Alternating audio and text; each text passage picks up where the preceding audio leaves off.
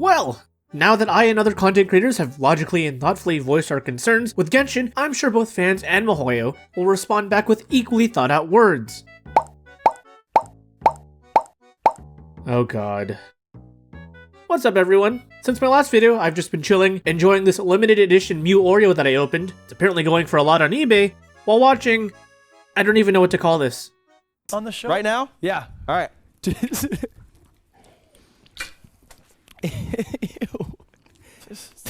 And amidst all the hullabaloo, things are only getting worse within part of the Genshin community. So today, let's discuss that and why I'm disappointed in a lot of different parties.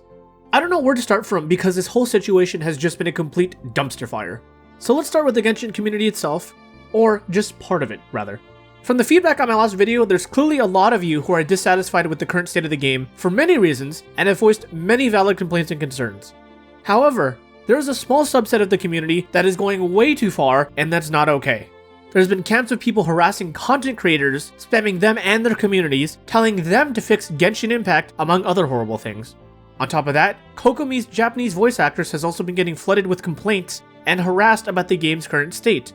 I'm sure that she isn't the only voice actor to have gotten harassed as well, especially after the upcoming livestream. First off, this is completely unacceptable, and I hope those of you a part of my community are not taking part in any of this, but if you are, you need to stop, like yesterday, because this is not okay at all. This makes literally zero sense to me since none of these people control what goes on in the game, so I don't get why anyone thought this would work. I was literally watching a streamer do a Genshin sponsored stream, and you can obviously tell he's never played the game before. But I was seeing people spam in the chat, "Genshin sucks, tell Mihoyo to give us better rewards," among other ridiculous things, and it embarrasses me to have to be associated with these people. It's completely ruining the experience for others. On top of that, you also have people out there harassing developers and other people associated with Mihoyo, but have no part in making these decisions. And of course, I need to mention the biggest embarrassment of all, the review bombing. What began as disgruntled fans going to change their 5-star reviews to lower ratings eventually stamped a number of angry fans to not just create new accounts to review bomb Genshin, but also other Mihoyo games like Tears of Themis and Honkai Impact, which are in no way affiliated with this game. These are completely separate development and operations teams that are now getting affected by angry Genshin fans. Why do the people that work hard day in and day out deserve to get dragged down for what their sister game has done? And even if they were associated with that, why would you do that? Oh, and I just learned this today, but apparently those same people have now gone even further and are review bombing other random games on the App Store like Google Classroom. What in the hell is the logic behind that? It's people like this, no matter how few, that make all of us look bad. It's downright disgusting and it's embarrassing. And look, this is not to discredit anyone who actually is leaving a real, honest bad review. If you're someone who once had an actual 5-star review of Genshin and you do want to downgrade it to something lower now, you're free to and I won't stop you. But if you actually feel like the game isn't worthy of 5 stars, could you actually just put some thought and effort into your review and give some feedback on why the game is a 1-star or isn't up to your standards? Preferably something a little more than Genshin rewards suck. I also have to admit that content creators like myself and others who have voiced our opinions on the state of the game do have some very small part of responsibility for this. When we make videos discussing our problems and our issues with the game, which are indeed valid criticisms and warranted, no matter how rational and civil that we make these videos, there will always be some small subset of people who take the meaning and essence of those videos and use it to weaponize these attacks. But I mean, this happens with literally anything that has polarizing views, not just Genshin. I just wanted to point that out. I'm not claiming to be a saint here. Videos like my last one definitely bring out some strong emotions within the community. And while I'd like to say that I was pretty rational in the points that I made and the actual argument itself, there's definitely going to be some people who take it the wrong way, and I do take responsibility for that. Without a proper funnel to drive and funnel emotions, it can be hard for some people to contain them and direct them in a healthy manner. I urge anyone that's acting irrationally towards the whole situation, just please stop. There's a proper way to voice your concerns, but none of the ways I just listed are it. So those are my concerns with part of the community, but Mihoyo isn't completely innocent either. At this point in time, Mihoyo has released extra rewards to supplement the 10 intertwined fates that they were originally giving. It was originally believed that we would get the concert pack that they announced with 1600 Primo Gems, but we've only gotten the wings and the housing furnishing as of my recording. The calling card is still up in the air. I do believe that Mihoyo released this as damage control after seeing all of the backlash, and it's not just myself but others as well, especially after they announced in a post that they would be selling this whole concert pack. And while yes, I will agree that it is in fact better than nothing, I'm still greatly disappointed in Mihoyo.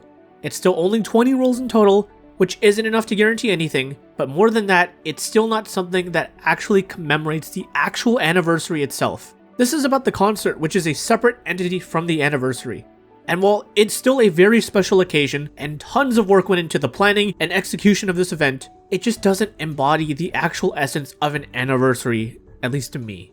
Even if that was Mihoyo's intention to pair it on anniversary week. It does so in a more roundabout manner, and most players won't even associate both either, especially those that have no idea there's any drama in the first place.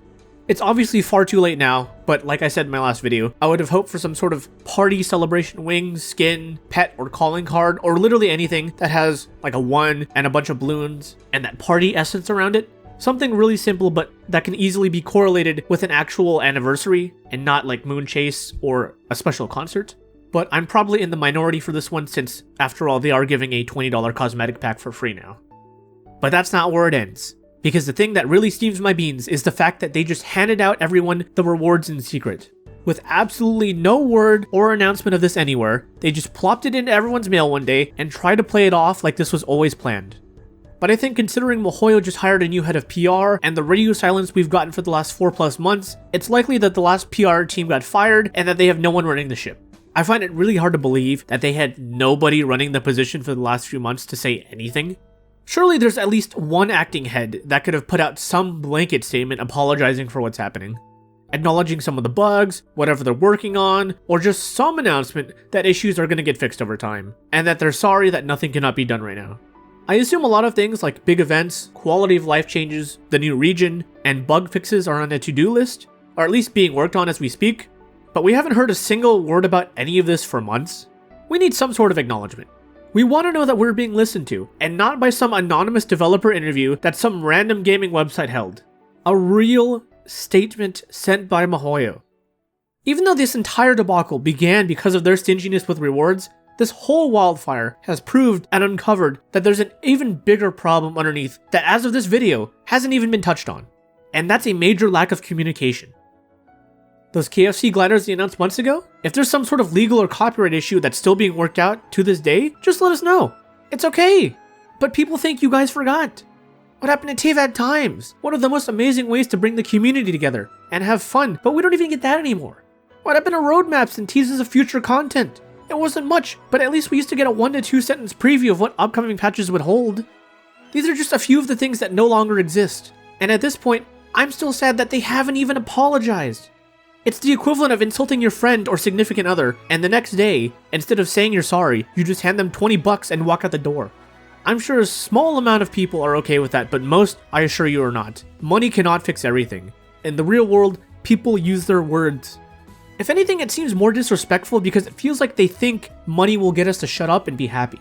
And I think that's the biggest sign that they're out of touch with the community. I thought at first maybe it had something to do with the language barrier, but it turns out the Chinese community didn't get any apology or statement either, so it means they're actively taking a stance to say nothing. There's still the whole issue with characters not being reworked or touched apart from Zhongli. You currently have Aloy, Yoimiya, and Kokomi who have massive synergy issues, and they feel half complete. And then you have plenty of other characters like Amber, Lisa, and so on who could definitely be tweaked and have not. Not even necessarily to be meta or anything, but just to be more casual friendly to new players. But hopefully we'll get some massive character tweaks by the time Sumru rolls around in like a year. You know one thing that's awesome about this game?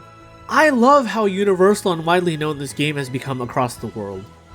When I was a kid and would tell people that I'm currently playing Final Fantasy X, there was roughly an 80% chance that they had no idea what I was talking about.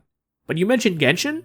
I can mention this game to any gamer, and they'll know exactly what I'm talking about. Maybe they haven't played it, but they'll know exactly what I'm talking about. This game is becoming as widely known as something like Fortnite or Among Us. Okay, maybe not that high yet, but it's getting there. I could have never imagined a world where the link between binging with Babish, Matt Stoney, Emi Richu, and Pokimane was this game. The scope and extent of this player base is an incredible thing to witness, and I love seeing it grow over time. Which is why radio silence feels so bad, since the marketing team is incredible. Being completely out of touch with the core community of people who support this game is a real letdown. I really hope that the new community manager is a real one, and really helps bridge the gap between players and the suits. Generally, these people end up being punching bags more often than not, unfortunately, but a really good one can completely change the impact of the game. At the end of the day, I still love this game a lot. I still enjoy it, and as of now, I don't plan on quitting the game. But if I do, it'll probably happen randomly, just like it does for most people. One day a new game comes out, you start a new job, you get married and start a family, some life stuff hits the fan and you don't have time anymore, the list goes on. In reality, most people don't make the conscious choice to quit a game, they just lose interest over time and focus on other things that are going on. And then, one day out of the blue, they just stop playing. Just like playing outside with your friends. Maybe it happened regularly, or every now and then, but then, on one random day, just like that, was the last time you ever played together, and none of you ever realized that it was. So if you are quitting this game, it's probably something you've been thinking about for a while, and at this point, I can't fault anyone that wishes to do so. I just hope that you enjoyed your stay, and enjoyed your time while playing the game. This will probably be my last video on the subject until something drastic happens, or if I run out of ideas and really feel like continuing to milk drama for some sweet YouTube views. But for now, smash that like button if you enjoyed the video. If you feel like you need a place to hang out with people and serve as a refugee from drama, then feel free to come and join my Discord. It's a cozy place, and the link is in the description down below. Please don't send any hate towards others, and if you really want to voice your concerns, please do it in a logical and constructive manner. Stay safe, keep eating your bananas with the peel on, and have an awesome day. I'm Sylph. Peace out.